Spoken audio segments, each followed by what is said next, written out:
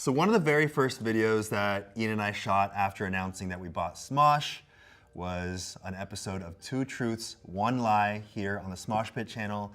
And one of the truths that I mentioned as potentially setting Ian up to think it was a lie was that I wrote an angry letter to Ian a month after I left Smosh.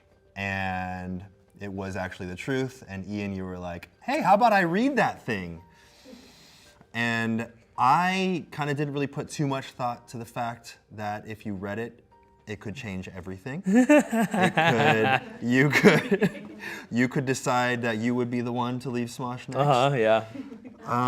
I agreed to do it. At first I said 100,000 likes on the video, then we changed it to 250,000 likes. Because that would be hard video. to hit, right? Honestly, I was like, maybe that's gonna be a difficult thing to hit. I didn't know, because we shot that before the announcement actually went out to the public. I didn't know that the response about all of this would just be so huge. Yup.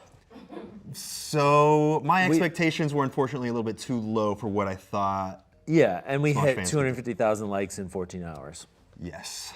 It's at 516 right now. 516,000 already. Yeah, and if it gets 1 million, we have to look at each other's dicks. Hey, we did not shake on that one. Okay. And if we do see each other's dicks, you better not be shaking anything else. So you apparently you looked at the journal after. Yeah, I looked at it again because there was the possibility of just cutting out me saying, hey, if we reach this goal. Oh yeah.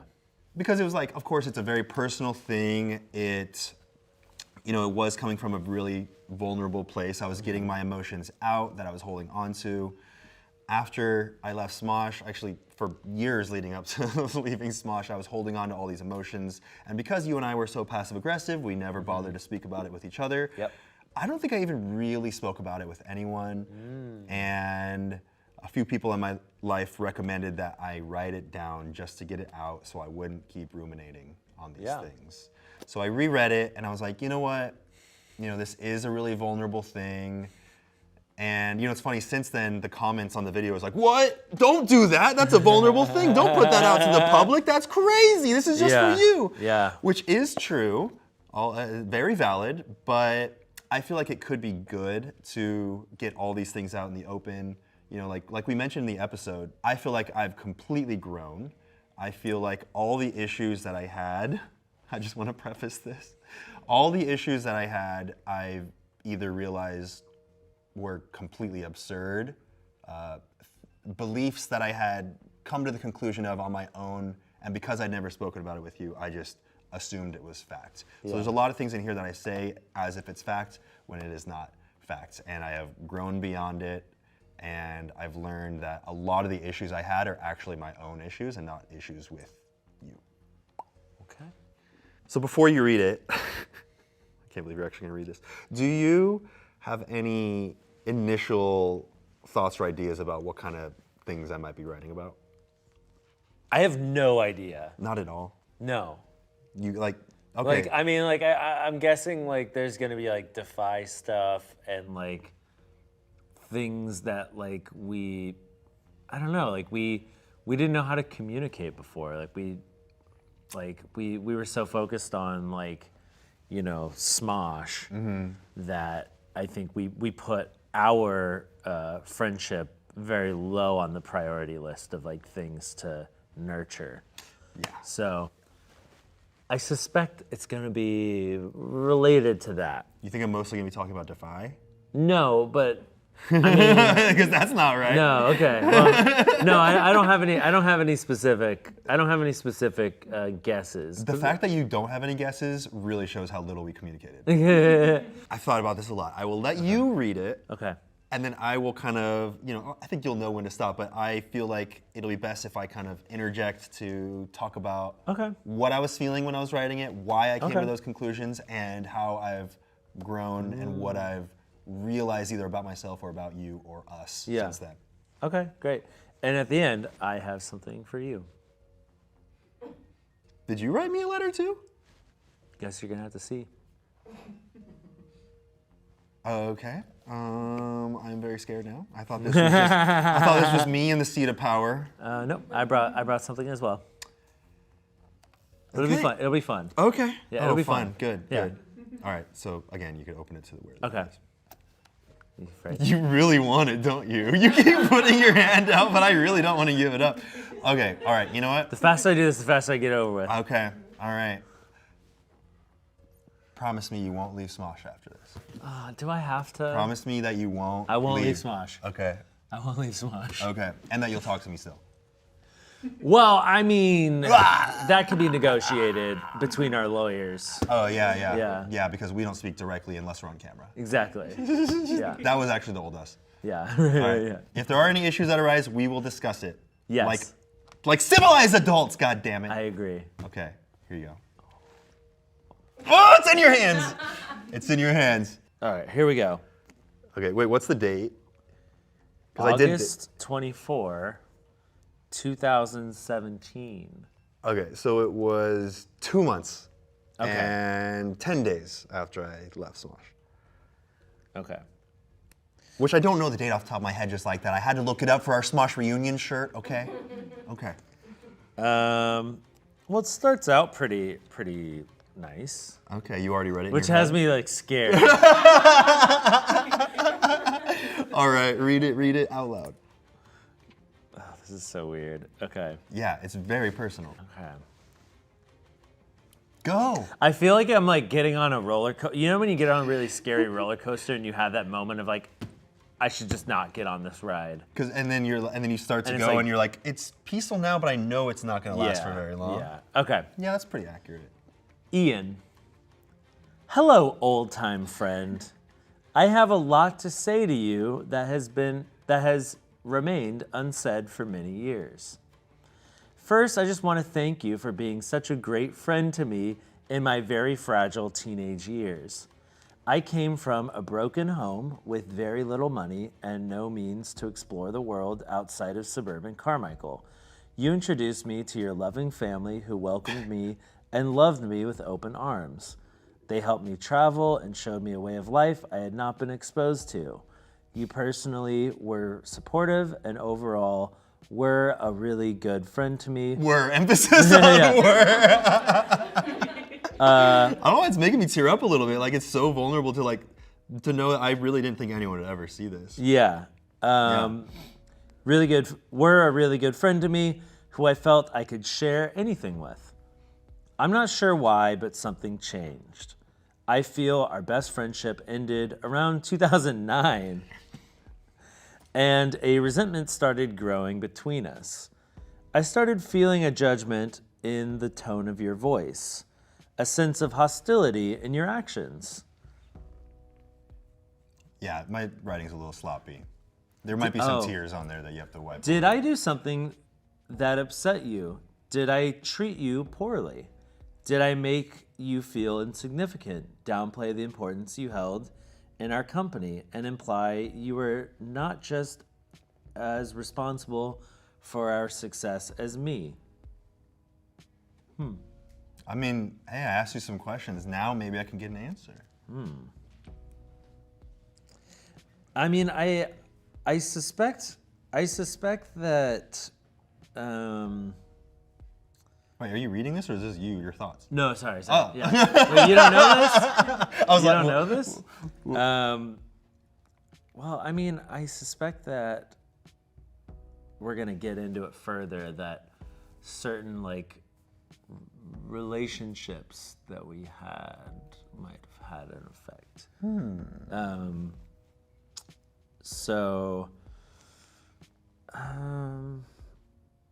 Sense of judgment in the tone of my voice. Hostility in my actions. I don't know. Hostility? A little bit, like resentful, like frustration. And Okay. I don't know if that perfectly aligns with the years or whatever. 2009 though. Well, I felt like our best friendship. Yeah. Kind of. Like, So this was 2 years after we moved in. one. 1 year.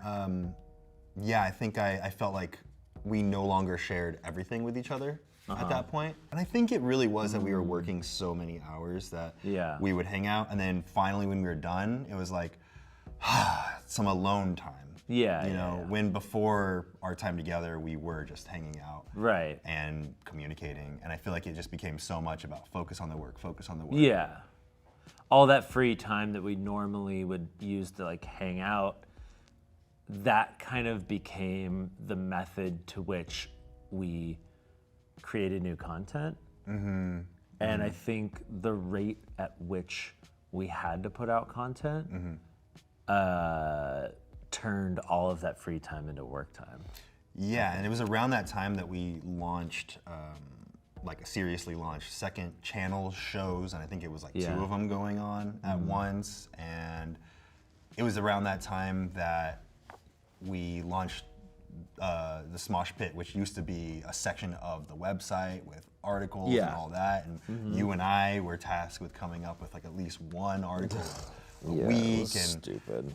Yeah, it was such a waste of our time, but it was so much time that I think that by the time that we were done working on this stuff, I was like, cool, I'm gonna go sit in my room alone and like decompress. Yeah. So that probably contributed a little bit to just that feeling. I don't know if it was actually any hostility, but I think I started around that time getting the idea. Well, not hostility, but probably judgment.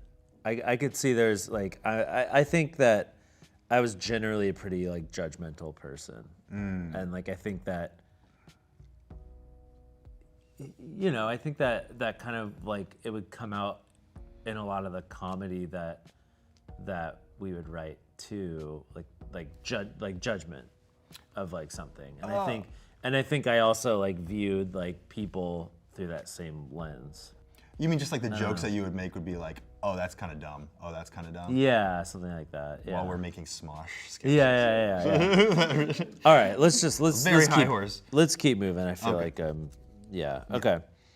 I know I struggle with many things, and I'm so sorry if I ever put you through emotional turmoil in order to fulfill my own quota of self-importance. You confused about that? I don't think I was ever put through emotional turmoil. I don't think I would have recognized if I was being put through emotional turmoil. That doesn't mean that you weren't being put through it. Oh, maybe. That just might mean that you were shutting things off. Probably. Yeah. Quota of self-importance. Yeah. I think that I had self-esteem issues. Okay. And the way that I remedied that was by feeling like I was super important.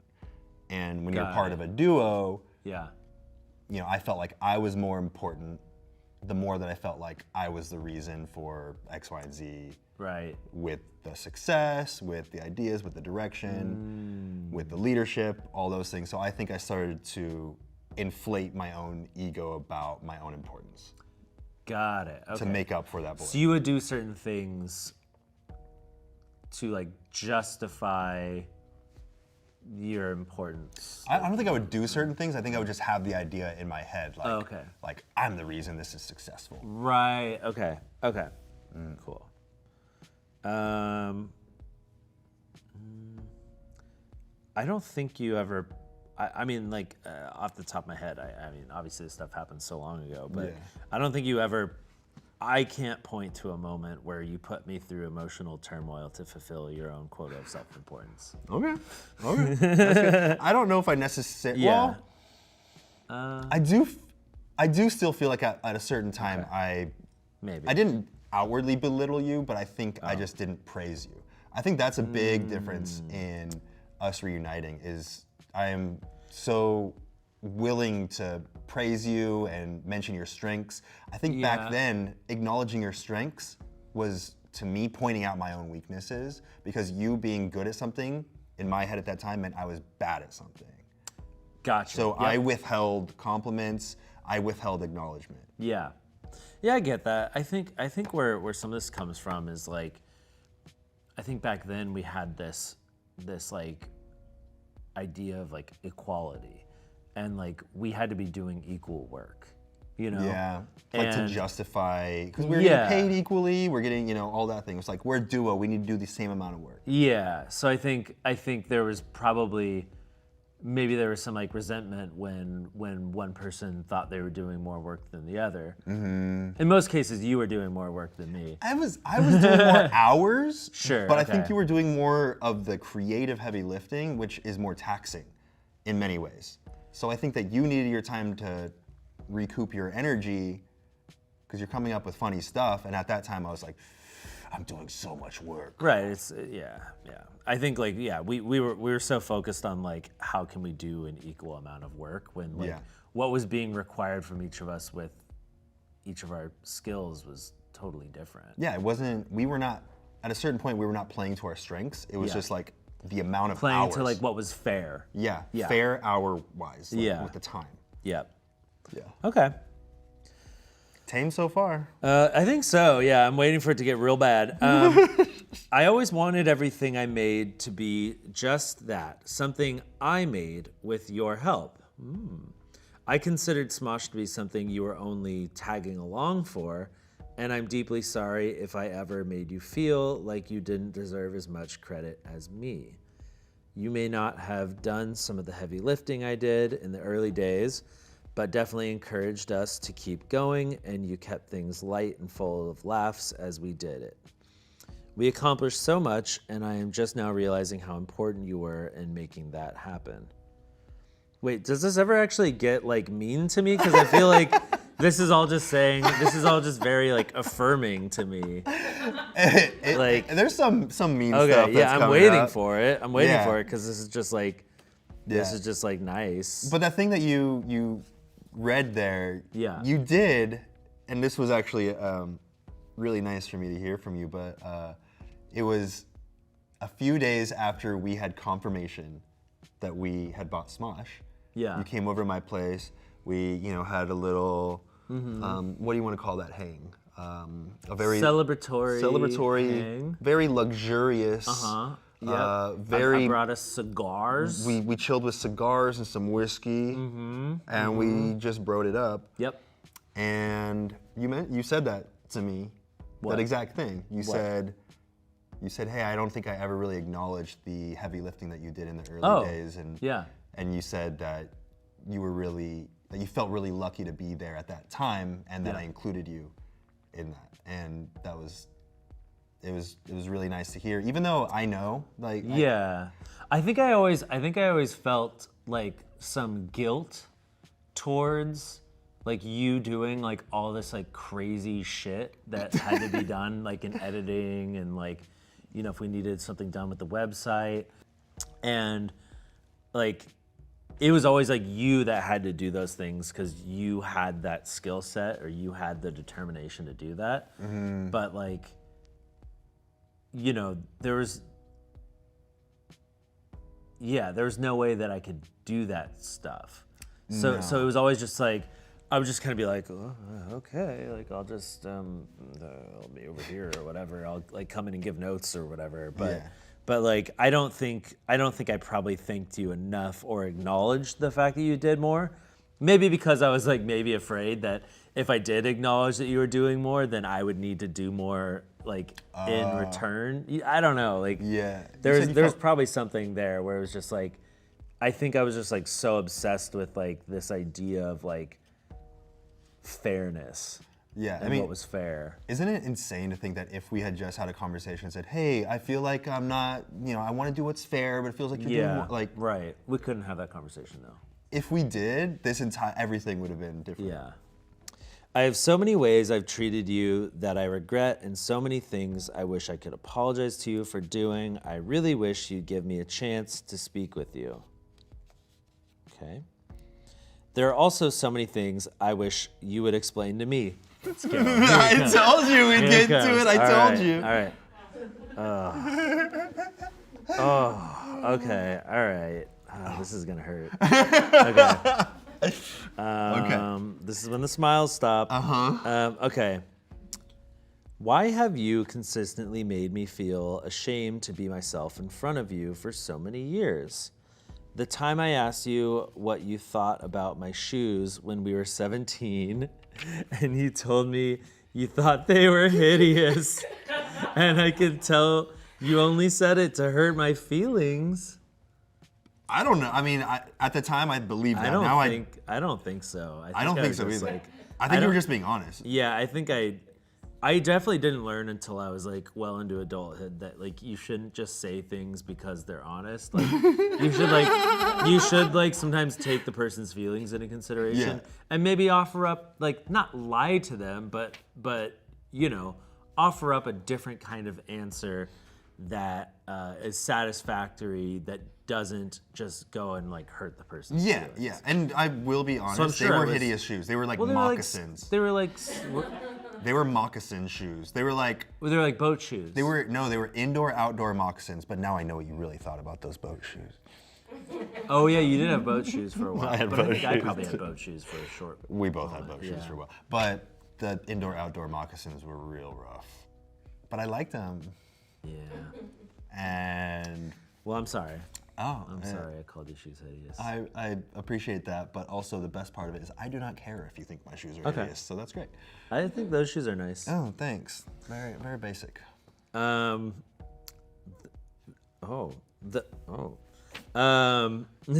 read ahead. Sorry.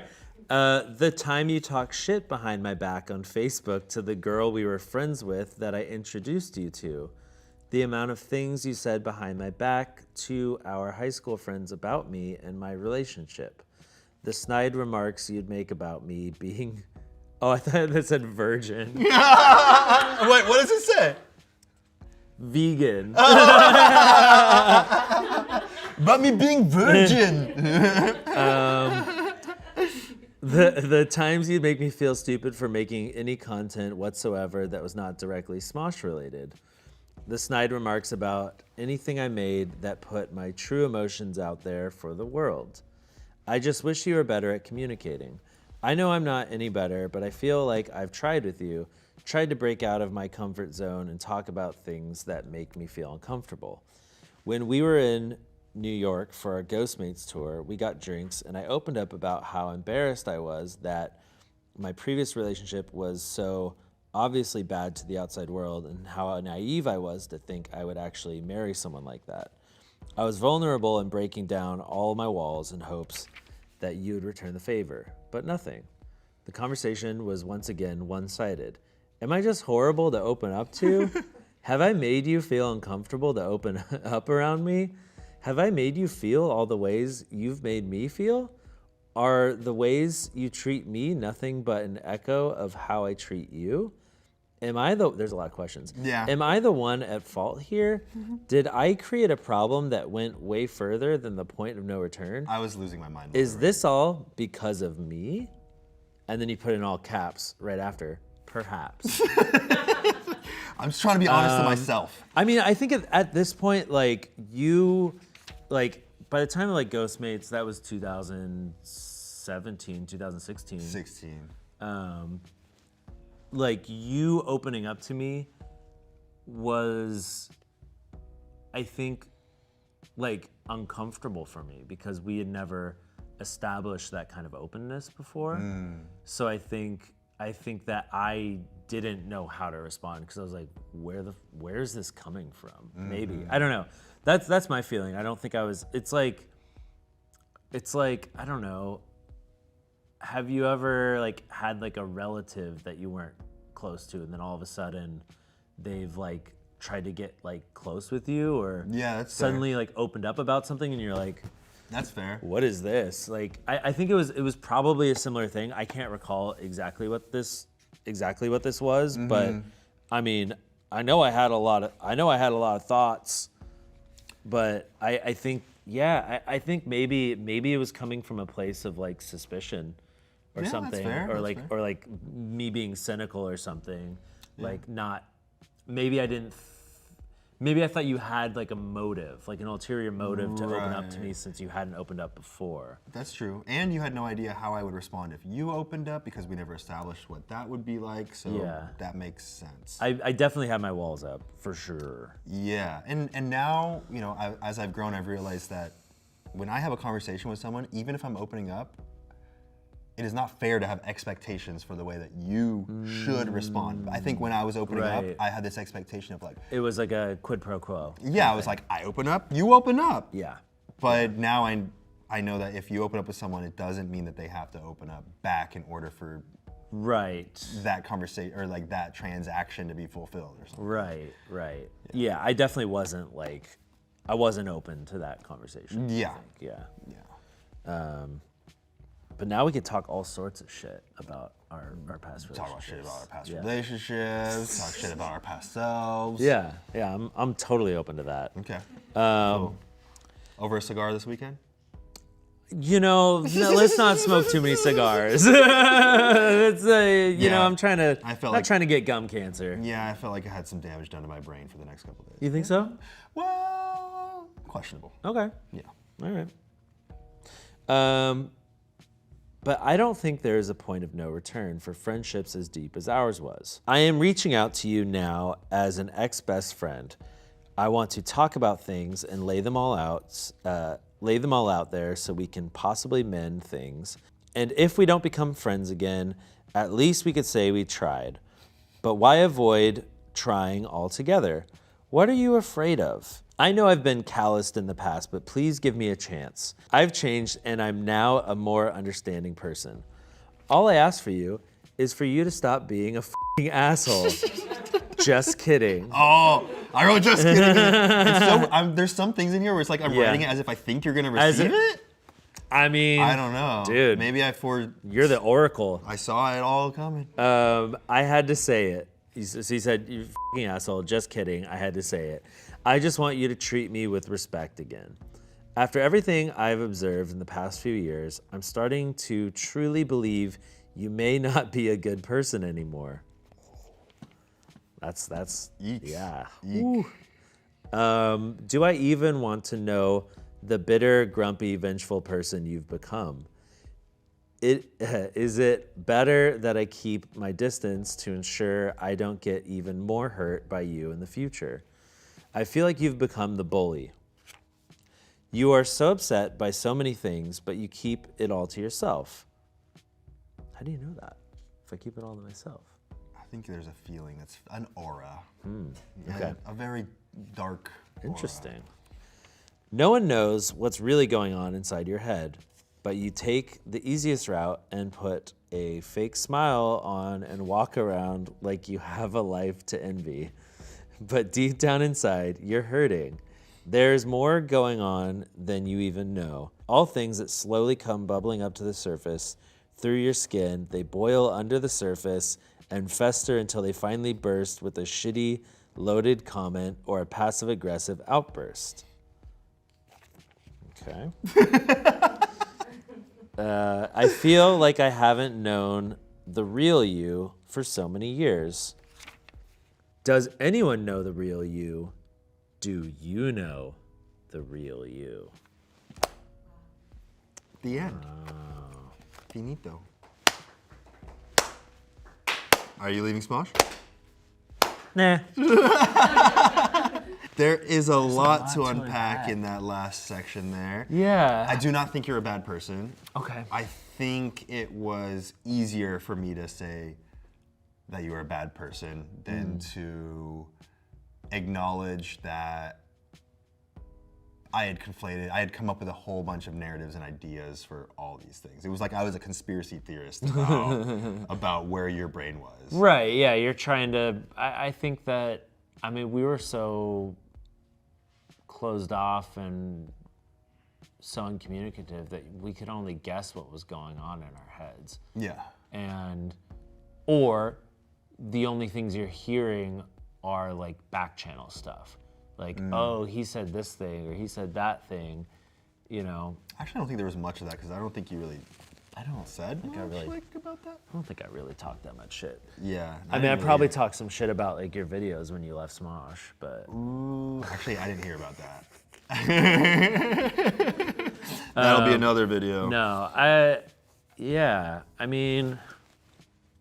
Oh, actually, no, you did talk shit to the girl on Facebook. I was on the work computer, and the Facebook messages were there. Okay. When I opened the computer and the shit talking was right there. Yeah. Do you remember what it is? What I said? Yeah, you were talking shit about me moving into a house with my ex. Yeah. Yeah. Fair. Well, I mean, it is fair though. Fair. It is fair from the outside now that I'm not in it. Yeah. It's fair. Yeah. But I think I was hurt because I wish that you would have talked to me about it. We were like, I really, yeah. I mean, I do, honestly. I don't want to like blow up other people's like lives. Yeah. But there was like a lot of stuff going on, especially during that time, that like, I'm sure like the fissure began before that, but when I think of like the bad times, like what I would call like the dark ages of like our friendship, was during that time. Yeah. And I think a rift definitely started there, and then it was just like we didn't have the communication skills and the vulnerability to be able to like recognize those issues and talk to each other about it. So instead we just kind of stayed on our islands. Yeah, and hearing your thoughts. So the thing is that I feel like deep down I was feeling a lot of those same kind of like weird feelings about the place I was at with the person I was with. And hearing it from, or seeing you say it to someone else in a context that wasn't directed at me, I think when I saw those messages, I almost wanted to prove that you were wrong. Like, because it wasn't directly to me.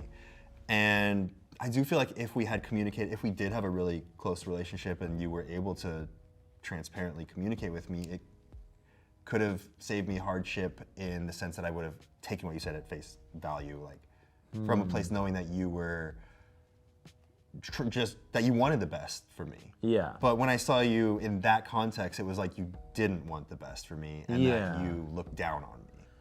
Yeah, I mean, when I think back to those times, like there was things I was really frustrated about, but it was from what I was seeing, like I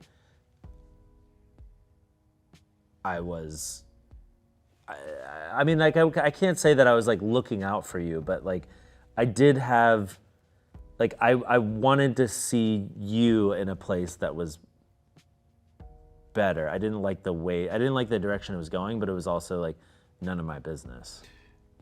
Yeah, and if we were really close friends, it kind of would have been your business. You know what I mean? Like, well, if you wanted to step in and really look out for me and say, hey, I want the best for you. Yeah. Nothing is going to, nothing's going to change if it's like done behind your back. Yeah, exactly. And because it didn't feel like you wanted the best for me, I felt like I had to prove to myself that I was doing the right thing or that I wasn't totally fucking up my life. Yeah, crazy. Yeah. Crazy times. I can't believe we got out of that time. I can't believe we're here now. Yeah, that was dark ages. Very dark ages. Yeah, there was no communication and around. And then from there, like, I don't think there was any way, like, well, there was a way to repair it. We just didn't have the tools. And I think that it put too much of a threat on Smosh. Yeah. And we said, Smosh is super important to us, and we have so many people, working with and for us, and so many fans excited about what we do. We need to preserve that. And that was the priority. Okay. Yeah. Well, I expected really bad. There's some stuff there, but I mean, this doesn't change, to me, it doesn't change anything. Like, I mean, I think that we really misunderstood each other and didn't treat each other in the way that friends should have treated each other. And I think, going forward, I mean, not going forward from here. I think we're being much better with each other. I feel really good about this being read because I feel like there was so much that was unsaid at the time, and even though you and I have kind of hashed everything out already, it was nice for you to get a peek into where I was at the time. I do think that there is a small part of me, because it was kind of, I don't want to say traumatizing, like it was, but it was such a long period of time of like little things that felt like it was tearing me apart for so long that I think a part of me still is like a little scared of us not communicating. Yeah. So I think there's a part of me that's like really wants to make sure, and I might be tempted to overanalyze if it feels like there's not communication happening. So I think this is good, and I think this can invite us both ways to make sure that there's constantly communication happening, and if it feels like there's something not being said, that we'll just be clear about that. Yeah, I think so. Yeah. And I forgive you. Oh, for what? I forgive you. Kidding. No, yeah, and even if this was mentally damaging in any way, it made for good content. Yeah, that's all that really matters. That's all that really matters. Yeah. Wait, do you? I mean, it doesn't feel like it really, because some people are very concerned. Some of the viewers, some of the commenters, when they found out I was going to read this, they're very concerned. Yeah, but they didn't know it was in there. Yeah. Yeah. But you feel great. I feel like the people that both of us were in this time. Yeah. It's like, I mean, we're both different people. And I feel like this, does sum up why we did need those 6 years apart, because it's so hard to break the ice and make us both feel comfortable coming together. Yeah. I had those multiple attempts of opening up, but Yeah. because you didn't know what to expect, you didn't. No, it just came back with suspicion. Yeah, exactly. I think we had to break that chain, and just kind of grow separately and then come back. Yeah, and we later. could both Yeah. trust each other's intentions when we saw Yeah, totally. where the other person was in their life at the time that we reconnected. Absolutely, yeah. I had when we got back together for that lunch, I had zero suspicion of are there ulterior motives? Because at that point we were just so far along in the things that we were doing that I felt like my walls were down. Same, Yeah. and I think part of it is that we had success in our personal lives and we had success in our professional lives. Smosh was going well. I had my own thing going on the side, so it felt like there wasn't really any need to be defensive anymore. Yeah. Well, Anthony, I have to tell you. You did tell me there was going to be something at the end. I have something for you to read. I wrote something as well. I knew this day was coming. So, and I know that I've wronged you in the past, and I do apologize for that. I apologize. I don't believe a single thing you're saying No, right now. This is a bit. What? It's not a bit. Okay, you're being very genuine. I apologize for the way that I made you feel. I apologize for casting judgment on you. But I feel like these words aren't enough. So I wrote my own journal. Oh, yeah? However, I kind of ran out of time, so I had AI do the apologizing for me. Oh, okay. And you kept this under lock and key? Yep. In your unicorn diary? Yes. Okay. It's very secret. Oh, it's kept under Yeah. the toughest. I was on kind of a time crunch, so Okay. AI kind of I give it the parameters. Okay. Okay. So, It says, hey, Anthony, I hope this letter finds you with a smile on your face. If not, well, I have a confession to make.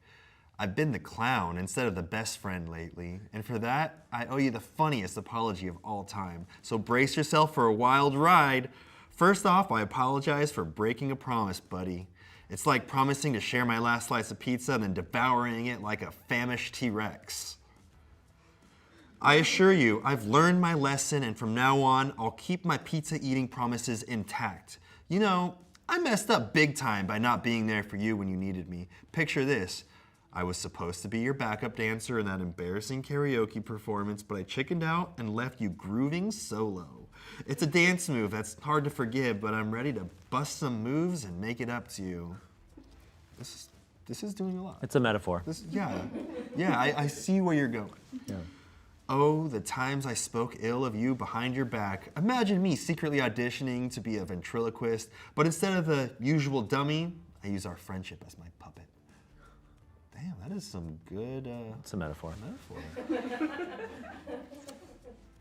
It was a terrible act, and I promised never to unleash my wannabe ventriloquist skills on our friendship ever again. This metaphor goes deep. Remember all those times I ignored your calls and messages? It's like playing hide and seek, but I decided to be the master of hide and completely forget about the seek part. Apologies for being a Houdini of friendship, but I promise to be more present and responsive moving forward. As for that shocking thing I did to your bed, brace yourself for the truth, my friend. In a moment of misguided creativity, I turned your bed into a makeshift bouncy castle. I filled it with balloons and feathers, creating a fluffy disaster zone. I never intended to leave you with a bed fit for a circus, and I'm more than willing to help you restore it to its former glory. Now let's bring some literary flair to this apology, shall we? Shakespeare himself once wrote, "Sorry seems to be the hardest word." Elton John, from the play The Lion King. So let's embrace the absurdity and admit that even the bard knew how tricky apologies can be. Speaking of movies, let's not forget James Cameron's masterpiece Titanic. It's the AI. Picture me saying, "I'm sorry, Anthony, but I can't promise you a ride on a sinking ship. However, I can offer you a boatload of laughter and memorable adventures. Let's keep our friendship afloat, shall we?" These metaphors go deep. And now let's sprinkle some multilingual laughter. English, "I'm really, really sorry, mate." Spanish, "Lo siento mucho, amigo." French, "Je suis désolé, mon ami." German, I can't even think of a German accent right now. Scheisse, scheisse. Es tut mir leid, kumpel. Japanese, Gomenasai tomodachi. Italian, "Mi scuso tanto, amico." To make it up to you, I'm ready to unleash the comedy extravaganza. Here are 5 ways I could bring laughter back into our lives. Organize a comedy movie marathon with all our favorite hilarious films. Attend a comedy show or improv performance together. Create a goofy photo album documenting our wacky adventures. Write and perform a comedic skit showcasing our unique friendship. Plan a prank day where we play harmless jokes on each other and laugh until our sides hurt. Anthony, my hope is that we can turn our missteps into hilarious memories and revive our friendship's laughter-filled spirit. I miss our crazy escapades and the uncontrollable laughter we used to share. Let's embark on a journey of laughter and forgiveness and become best friends once again. With heartfelt laughter and a promise to be the best friend you deserve, your name. It's supposed to say Ian at the end. Oh. I forgot to tell the AI that part. Oh, okay. Well, you know what? I accept your apology with all the incredible metaphors in here. I understood the sinking ship metaphor. I kind of understood the devouring famished T-Rex part, but mostly I understood it. And you know what, Anthony? What? I forgive you. And you're welcome. Should we hug it out? Sure.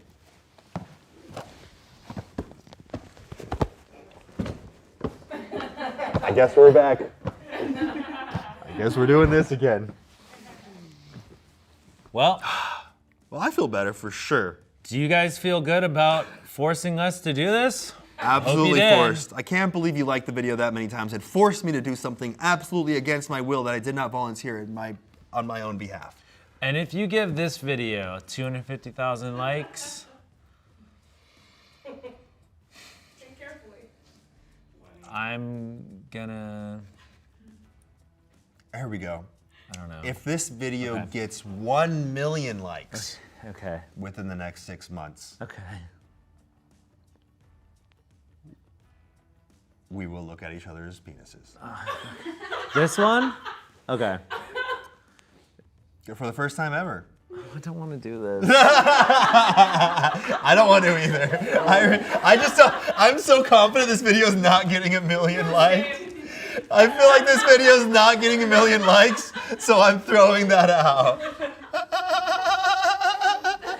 We didn't shake on it. Bye. Bye.